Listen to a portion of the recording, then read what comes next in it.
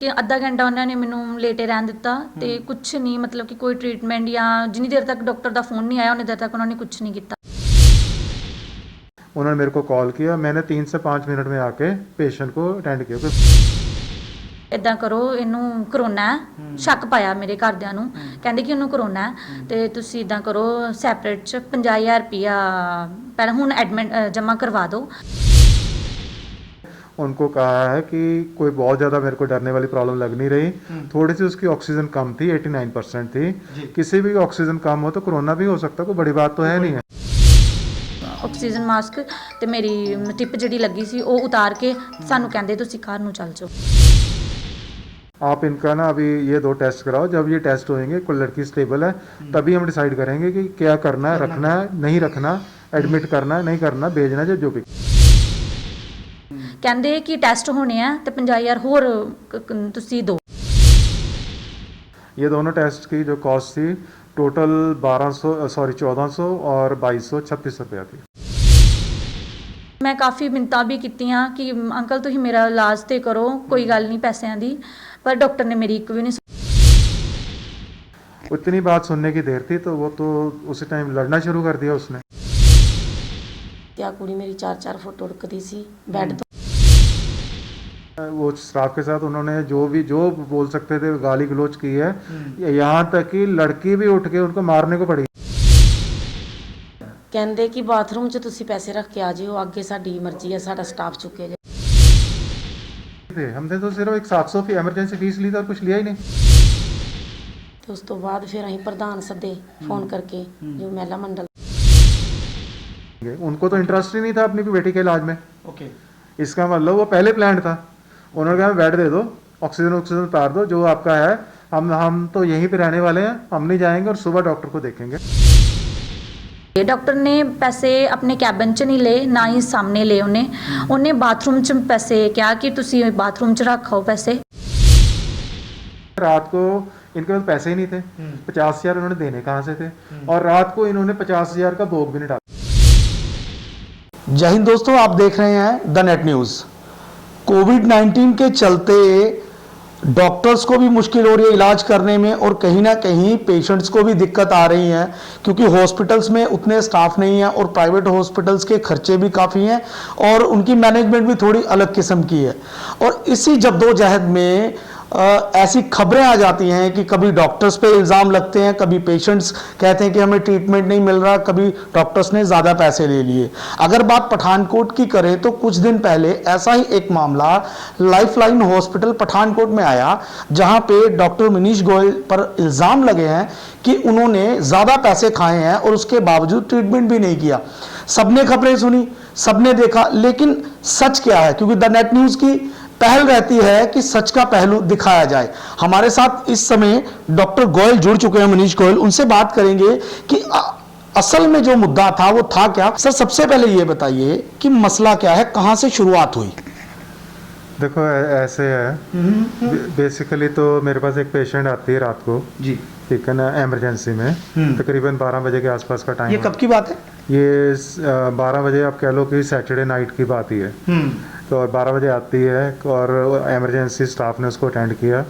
आते सार उसका उन्होंने सारा कुछ ऑक्सीजन भी लगा दी, शुगर भी चेक कर ली, और उसका बीपी पल्स देखने के बाद उन्होंने मेरे को कॉल किया थोड़ी देर बाद, जब उनकी एक एमरजेंसी फीस हमने रखी हुई है नाइट की, डे की, कभी भी कोई एमरजेंसी हमारी सिंपल 700 रुपीज़ है, और हमने वहाँ लिख के लगाई हुई है बाहर। 700 रुपया उन्होंने जब डिपॉजिट कराया, तो और कई बार किसी के पास नहीं भी होते तो हम उसके बिना भी देख लेते हैं, पर जैसे उन्होंने पेमेंट जमा कराई उन्होंने मेरे को कॉल किया। मैंने 3 से 5 मिनट में आके पेशेंट को अटेंड किया, क्योंकि मैं भी सोया हुआ था, उठ के आया हूँ, मेरे को तो 5 मिनट से ज़्यादा टाइम नहीं लगा। जी, मैंने आके पेशेंट को अटेंड किया। उनको कहा है कि कोई बहुत ज़्यादा मेरे को डरने वाली प्रॉब्लम लग नहीं रही, थोड़ी सी उसकी ऑक्सीजन कम थी, 89% थी। किसी भी ऑक्सीजन कम हो तो कोरोना भी हो सकता, कोई बड़ी बात तो है नहीं है। इतनी बात हुई है।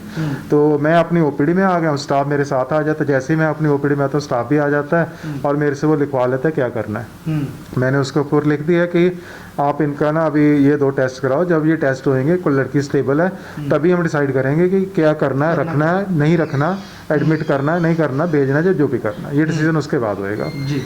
वो एमरजेंसी टेस्ट जो थे वो 2 लिखे हैं, 2 ही टेस्ट थे, आर्टीरियल ब्लड टेस्ट और SOB पैनल, जी शॉर्टनेस ऑफ ब्रेथ पैनल। ये हमारे पास एमरजेंसी अवेलेबल जो मैं खुद करता हूँ कुछ टाइम पे। जी ये दोनों टेस्ट की जो कॉस्ट थी टोटल 1400 और 2236 रुपया थी जी 3600। जी उनको कुछ और पेमेंट नहीं हुई, उनको जाके जैसे ही मेरे से स्टाफ लड़का गया है, रोहित उसका नाम है, उसने जाके एमरजेंसी काउंटर पे जाके उनको कहा कि भैया आप ये 3600 का पेमेंट जमा कराते हो तो आपके टेस्ट हो जाते हैं, फिर भी आप नहीं करवाना चाहते तो हम इंजेक्शन एमरजेंसी दे सकते हैं। उतनी बात सुनने की देर थी तो वो तो उसी टाइम लड़ना शुरू कर दिया उसने। स्टाफ के साथ उन्होंने बदतमीजी की है और वो स्टाफ के साथ उन्होंने जो बोल सकते थे गाली गलौज की है, यहाँ तक कि लड़की भी उठ के उनको मारने को पड़ी है। जो पेशेंट थी पेशेंट अगर सीरियस थी वो उठ के उनको मारने जा रही है और पेशेंट ने उठ के वो भी गाली गलौज। तो मैंने उसके फादर को अपने यहाँ बुलाया, मैंने पूछा भैया क्या प्रॉब्लम है, क्यों आप ऐसा कर रहे हो, क्या।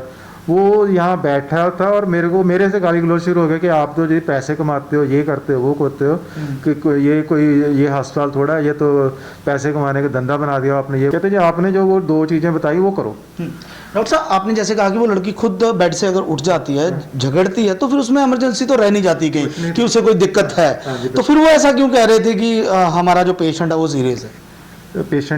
पेशेंट जो है वो बीमार है, मतलब उसका ट्रीटमेंट नहीं हो रहा, फिर ट्रीटमेंट बचा कि इसमें जो फर्स्ट एड तो आप दे चुके थे। फर्स्ट एड तो ऑक्सीजन लगी हुई थी, उसकी शुगर चेक हो गई थी मेरे आने से पहले ही, और BP पल्स चेक किया, ब्लड प्रेशर भी ठीक है, नब्ज भी उसकी तकरीबन 110 या 120 थी, बहुत ज़्यादा भी नहीं थी, वो घबराहट की वजह से किसी को भी इतनी हो भी सकती है। ऑक्सीजन थोड़ी सी लो थी, ऑक्सीजन उन्होंने मेरे स्टाफ तो हमारे तो स्टाफ को इंस्ट्रक्शन है विदाउट पेमेंट कोई भी प्रॉब्लम पेशेंट हुआ है सबसे पहले इलाज शुरू कर दो जी जो आपको समझ में आता है। ऑक्सीजन तो वहाँ एमरजेंसी में लगी, उसी टाइम ऑक्सीजन लग जाती है, उसी टाइम वो आते हैं। अगर पेशेंट को भी चेस्ट पेन है ECG भी कर देते हैं मेरे को बुलाने से पहले, और उन्होंने शुगर भी हर पेशेंट के आते सर करनी है। ये 3 चीजें हो जाती हैं।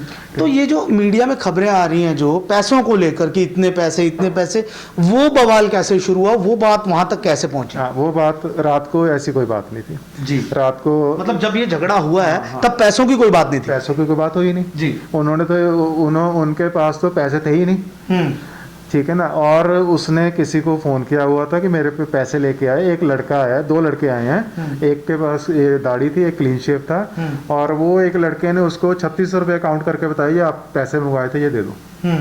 और वो पैसे आपके वैसे पैसे कितने उनकी तरफ पेंडिंग थे? मेरे कोई पेंडिंग नहीं थे, हमने तो सिर्फ एक 700 की एमरजेंसी फीस ली था और कुछ लिया ही नहीं। मतलब आपने कोई उसके अलावा कुछ नहीं किया जिसके आप पैसे उनसे लेते? तो हमने उसके बाद जैसे देखो हमने अगर कोई और पेशेंट होता, जैसे हम उसको छुट्टी कर देते हैं तो जो ऑक्सीजन लगी होती है उसके हिसाब से कितनी देर और कितनी ऑक्सीजन दी है, डिलीवर की गई है, उसके हिसाब से पेमेंट लेते हैं, क्योंकि सिलेंडर भी अभी कॉस्ट पे आता है, ये कोई ऐसा तो है नहीं पूरा प्लांट जो हमें बाहर लगाया वो भी कॉस्ट पे होता है। दूसरी उसके हम जो शुगर चेक करते हैं वो रात को चाहे दिन में 50 रुपए एक चार्जेस लेते हैं। मतलब आपका जो बिल था वो 700 रुपए का था? वो पे कर चुके थे? वो एमरजेंसी फीस देने के बाद अगर हमने और पैसे लेने होते, ऑक्सीजन के लेते, शुगर के लेते, या हमने कोई इमरजेंसी इंजेक्शन जो लास्ट में दिए हैं, टोटल कितना अगर कर भी देते तो टोटल कितना हो जाता वो? क्योंकि 50,000 या लाख रुपए तक तो नहीं हो पाता। टोटल अगर कर भी देते तो 50 रुपए लगा लो, उसके आगे अपने शुगर के हो गए, और ज्यादा और 50-60 रुपए इंजेक्शन के आगे, और इसके अलावा ऑक्सीजन के 100-200 रुपए, 1000 रुपए लेके चलिए कि 700 या 300 प्लस कर लो, 1200 ले लीजिए कि 1200 तक आपका बिल होता, तो फिर वो 50,000 और लाख रुपए वाली बात कब और कैसे आई? वो रात को तो ये बात ही नहीं जी। जब उनसे वो अड़े गए, कहते हमने जाने नहीं, स्टाफ को कहते इसकी ऑक्सीजन उतार दो, हम अपना सामान उठा के ले जाओ, हमें बेड दे दो, हम यहीं रहेंगे। उनको तो इंटरेस्ट ही नहीं था अपनी बेटी के इलाज में। ओके, इसका मतलब वो पहले प्लान था, उन्होंने कहा बेड दे दो, ऑक्सीजन उतार दो, जो आपका है, हम तो यहीं पे रहने वाले हैं, हम नहीं जाएंगे और सुबह डॉक्टर को देखेंगे। और लड़की भी आराम से लेटी हुई है, वो भी कह रही है कि अब हम सुबह देखेंगे। डॉक्टर ने हमें पैसे कैसे मांग लिए 3600 रुपये, ठीक है ना। अच्छा। और दूसरी बात है, जब मैं उनको कह रहा हूँ मैं आप कहीं और चले जाओ, तो कहते जी हम जाएंगे। मैं कहा मेरी ड्यूटी बनती है किसी को इमरजेंसी ट्रीटमेंट देना। तो डॉक्टर साहब धरना कब लगाया गया और मीडिया में ये खबरें कब गई कि आपने पैसों की मांग की है, या फिर वो? मैं आपको पहले पैसों पे बताता हूँ। रात को जब ये बात हुई, इनके पास तो पैसे थे ही नहीं, बात 3600 रुपया लड़का भी लेके आया। वो एएसआई जो रात को आए थे वो उनकी प्रेजेंस में उसने मेरे को पैसे काउंट करके देने की कोशिश की है।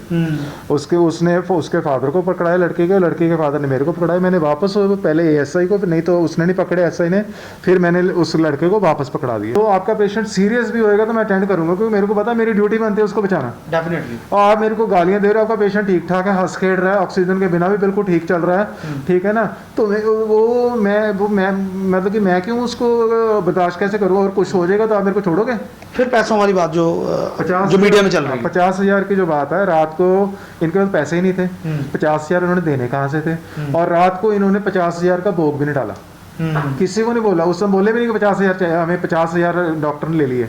रात को तो इनके पास 50। और ये सारी बात जो उस टाइम पे सब इंस्पेक्टर थे, जो 2-3 उन पुलिस वाले आए थे, उनके सामने हुई है, ठीक है ना। तो उन्होंने धरना इस बेस पे दे के 50,000 रुपये ले लिया, क्योंकि लोगों को क्या कन्विंस करें। अगले दिन लड़की तो ठीक थी सिविल हॉस्पिटल में, ठीक है ना। पुलिस वाले ने उसको कन्विंस किया कि भैया मैं अपनी गाड़ी में तेरे को छोड़ाता हूँ। बड़ी मुश्किल से वो कन्विंस हुए, तो उसके साथ गए। इतने में एक लड़की आती है, वो फिर अंदर ले जाती है वीडियो बनाने के चक्कर में। भैया एक पेशेंट है जो अब कहीं पे, मान लो आप कहते हो आपका पेशेंट है, पहले पेशेंट को देखिए, पेशेंट रेफर हो रहा है, बाहर चली गई है, तो उसको अपने वीडियो बनाने के लिए अंदर लेके आ रही है। What is this? ठीक है ना। वो लड़की जो है अपने आप को किसी महिला विंग की प्रधान कहती है, वो अंदर कैसे लेके आ सकती है? तू कौन? पेशेंट को अंदर लेके आ रही है सिर्फ वीडियो के खातिर। अगर पेशेंट को कुछ हो जाए तो तू जिम्मेवार है। इसका मतलब पेशेंट को कुछ नहीं था, ये सारा कुछ प्लान था। फिर उसके बाद उन्होंने इल्जाम, मेरे को उसके बाद पता लगा कि ये एक इल्जाम लगा रहे हैं कि आपने रात को हमसे 50,000 ले लिए और हमें ट्रीटमेंट भी नहीं दिया। जब मैंने एडमिट ही नहीं किया, मैंने 50,000 किसके लेने? एडमिशन जब होए, फाइल बनती है, पेशेंट को दाखिल करके डॉक्टर ट्रीटमेंट शुरू करता तभी 50,000 लेगा।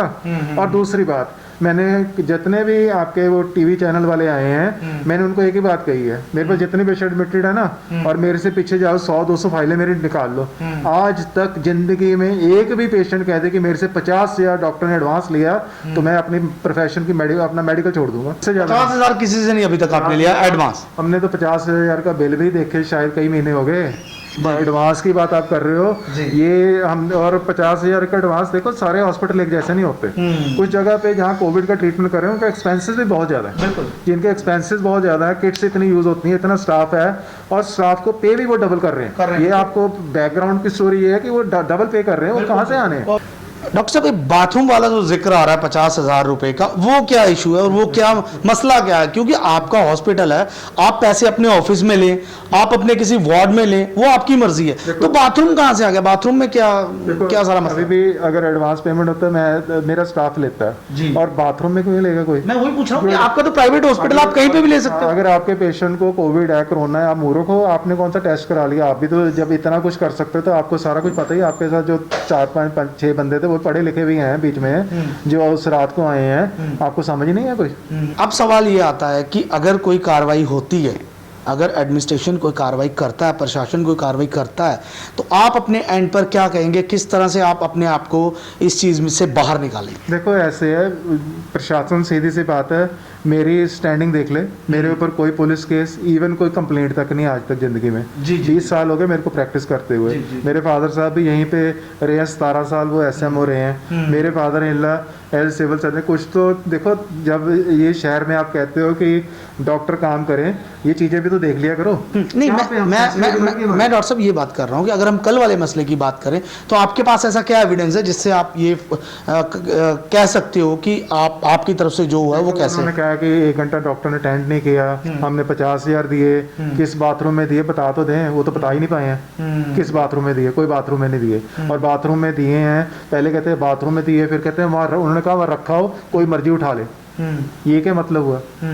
ये इतना कहने से ही आप समझ जाओ कि वो क्या कर रहे हैं। वो ऑलरेडी प्लान्ड है, क्योंकि उनको पता है बाथरूम में कैमरे नहीं होते।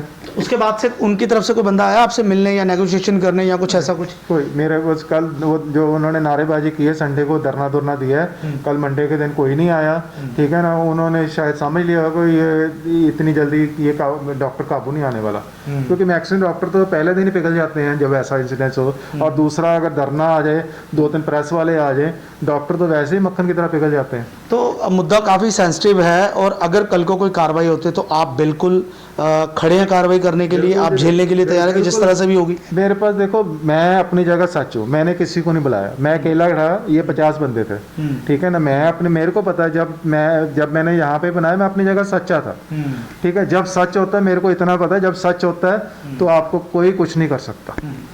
तो जब सच होता है तो कोई कुछ नहीं कर सकता, क्योंकि सत्यमेव जयते, सत्य की जीत होती है। डॉक्टर मनीष गोयल हमारे साथ हैं, उन्होंने कहा है कि हमारी तरफ से किसी तरह के पैसों की डिमांड जो नहीं हुई है, जो उन्होंने लिए हैं वो बता दिए हैं, ताकि आप अच्छी तरह से फैसला कर सकें। क्योंकि इन दिनों खास करके डॉक्टर और पेशेंट के बीच की जो रिलेशन है, या बीच को लेकर जो चीज़ें हैं काफ़ी डगमगाई हुई हैं, उनका क्लियर होना बहुत ज़रूरी है। लाइफलाइन हॉस्पिटल पटेल चौक पठानकोट में बीते दिनों एक मसला हुआ था कि पेशेंट से पैसे ले लिए गए हैं, पेशेंट के परिवार से पैसे ले लिए गए हैं, और उनका जो ट्रीटमेंट है वो नहीं किया गया, और डॉक्टर पर इल्ज़ाम था कि उन्होंने बहुत सारे पैसे पेशेंट से जो मांगे हैं।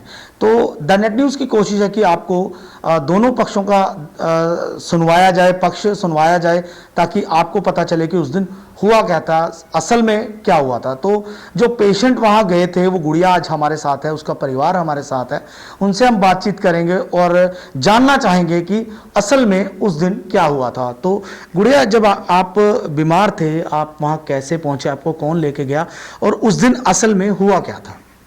ਹੋਇਆ ਕੁਝ ਨਹੀਂ ਅੰਕਲ ਜੀ, ਮੈਂ ਬਸ ਫਾਸਟ ਫੂਡ ਖਾ ਲਿਆ ਸੀ ਤੇ ਉਹਦੇ ਕਾਰਨ ਮੈਨੂੰ ਥੋੜੀ ਸਾਹ ਪ੍ਰੋਬਲਮ ਹੋ ਰਹੀ ਸੀ। ਅੱਛਾ, ਸਾਹ ਲੈਣ 'ਚ ਦਿੱਕਤ ਆ ਰਹੀ ਸੀ ਹਾਂਜੀ। ਤੇ ਥੋੜੀ ਜਿਹੀ ਪ੍ਰੋਬਲਮ ਹੋ ਰਹੀ ਤੇ ਜਿਹਦੇ ਕਾਰਨ ਮੈਨੂੰ ਸਾਹ ਨਹੀਂ ਆ ਰਿਹਾ, ਤੇ ਮੰਮਾ ਪਾਪਾ ਥੋੜੇ ਡਰ ਗਏ ਦੇ ਸੀ, ਤੇ ਇਹਨਾਂ ਨੇ ਮੈਨੂੰ ਹਸਪੀਟਲ ਲੈ ਕੇ ਗਏ, ਤੇ ਆਪਣੇ ਹੀ ਸਾਧਨ ਸੀਗੇ, ਹਸਪੀਟਲ ਲੈ ਕੇ ਗਏ। ਉਸ ਤੋਂ ਬਾਅਦ ਇੱਥੇ ਗਿਆ ਮਹਾਵੀਰ ਹਸਪੀਟਲ ਗਿਆ, ਉਹਨਾਂ ਨੇ ਕਿਹਾ ਕਿ ਤੁਸੀਂ ਇੱਦਾਂ ਕਰੋ, ਗੋਇਲ ਦੇ ਹਸਪੀਟਲ ਲੈ ਕੇ ਚੱਲ ਜਾਓ। ਤੇ ਅਸੀਂ ਜਲਦੀ 'ਚ ਹੀ, ਮਤਲਬ ਕਿ ਕੁਛ ਨਹੀਂ ਪਤਾ ਸੀਗਾ, ਡਾਕਟਰ ਬਾਰੇ ਵੀ ਨਹੀਂ ਕੁਛ ਵੀ ਪਤਾ, ਅਸੀਂ ਉੱਥੇ ਚੱਲ ਗਏ। ਤੇ ਡਾਕਟਰ ਨੇ ਸਾਨੂੰ ਜਾਂਦੇ ਹੀ ਐਮਰਜੈਂਸੀ 'ਚ, ਮਤਲਬ ਕਿ ਉਹਨਾਂ ਨੇ ਐਡਮਿਟ, ਹਾਂਜੀ ਐਡਮਿਟ ਰੱਖ ਲਿਆ। ਤੇ ਉਸ ਤੋਂ ਬਾਅਦ ਉਹਦੇ ਡਾਕਟਰ ਨਹੀਂ, ਹਾਂ ਖੁਦ ਉਹਦੇ ਅੱਗੇ ਜਿਹੜੇ ਸਟਾਫ ਵਾਲੇ ਹੀ, ਉਹ ਹੀ, ਤੇ ਉਹਨਾਂ ਨੇ ਚੈੱਕ ਕੀਤਾ, ਉਹਨਾਂ ਨੇ ਬੈੱਡ ਤੇ ਲਿਟਾਤਾ, ਤੇ ਉਸ ਤੋਂ ਬਾਅਦ ਉਹਨਾਂ ਨੇ ਕੋਈ ਮਤਲਬ ਕਿ ਕੋਈ ਟ੍ਰੀਟਮੈਂਟ ਨਹੀਂ, ਉਹਨਾਂ ਨੇ ਬਿਨਾਂ ਡਾਕਟਰ ਤੋਂ ਪੁੱਛੇ ਮੰਗੇ ਉਹਨਾਂ ਨੇ ਕੁਛ ਨਹੀਂ ਕੀਤਾ। ਪਹਿਲਾਂ ਲੇਟ ਕੇ ਅੱਧਾ ਘੰਟਾ ਉਹਨਾਂ ਨੇ ਮੈਨੂੰ ਲੇਟੇ ਰਹਿਣ ਦਿੱਤਾ, ਤੇ ਕੁਛ ਨਹੀਂ, ਮਤਲਬ ਕਿ ਕੋਈ ਟ੍ਰੀਟਮੈਂਟ ਜਾਂ ਜਿੰਨੀ ਦੇਰ ਤੱਕ ਡਾਕਟਰ ਦਾ ਫੋਨ ਨਹੀਂ ਆਇਆ ਉਨੀ ਦੇਰ ਤੱਕ ਉਹਨਾਂ ਨੇ ਕੁਛ ਨਹੀਂ ਕੀਤਾ। ਫਿਰ ਉਹਨਾਂ ਨੇ ਕਿਹਾ ਕਿ ਤੁਸੀਂ ਇੱਦਾਂ ਕਰੋ, ਪਰਚੀ ਭਰੋ ਤੇ 700 ਰੁਪਇਆ ਜਮ੍ਹਾਂ ਕਰਾਓ। ਤੇ ਮੰਮਾ ਨੇ 700 ਰੁਪਇਆ ਦੇ ਕੇ ਪਰਚੀ ਬਣਵਾਈ, ਨਾ ਕਿ ਡਾਕਟਰ ਨੇ ਸਾਨੂੰ ਉਹਦੀ ਕੋਈ ਪਰਚੀ ਵੀ ਨਹੀਂ ਦਿੱਤੀ ਕਿ 700 ਰੁਪਇਆ ਤੁਹਾਡਾ ਕੱਟ ਹੋ ਗਿਆ।